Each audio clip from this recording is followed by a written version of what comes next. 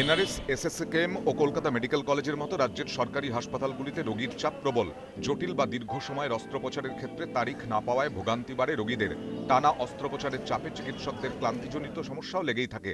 সমস্যা এড়াতে এই তিনটি হাসপাতালে এবার রোবোটিক সার্জারি শুরু করতে চলেছে স্বাস্থ্য দফতর।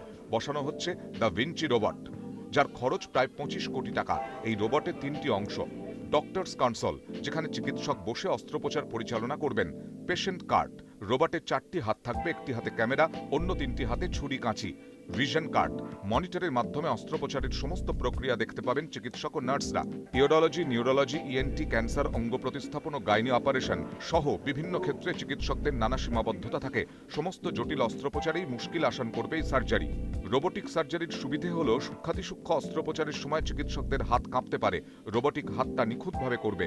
টানা বা দীর্ঘ সময় অস্ত্রোপচারে চিকিৎসকের ক্লান্তি এড়ানো যেতে পারে। অস্ত্রোপচারের সময় রোগীর কম রক্তপাত হবে, রোগীকে কম সময় হাসপাতালে থাকতে হবে। তবে এই রোবট পরিচালন করবেন যে চিকিৎসক, তাকে অত্যন্ত দক্ষ হতে হবে। রোবোটিক সার্জারিতে কোনো সমস্যা হলে তৎক্ষণাৎ এমার্জেন্সি বোতাম টিপে তা বন্ধ করতে হবে।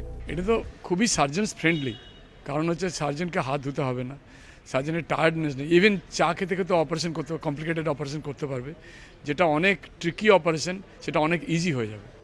রোবোটিক সার্জারি চালু হলে চাপ কমবে চিকিৎসকদেরও। আমাদের একটা কথাই আছে, ম্যানুয়াল এরার, যে মানুষের দ্বারা কিছু ভুলভ্রান্তি ত্রুটি হতে পারে।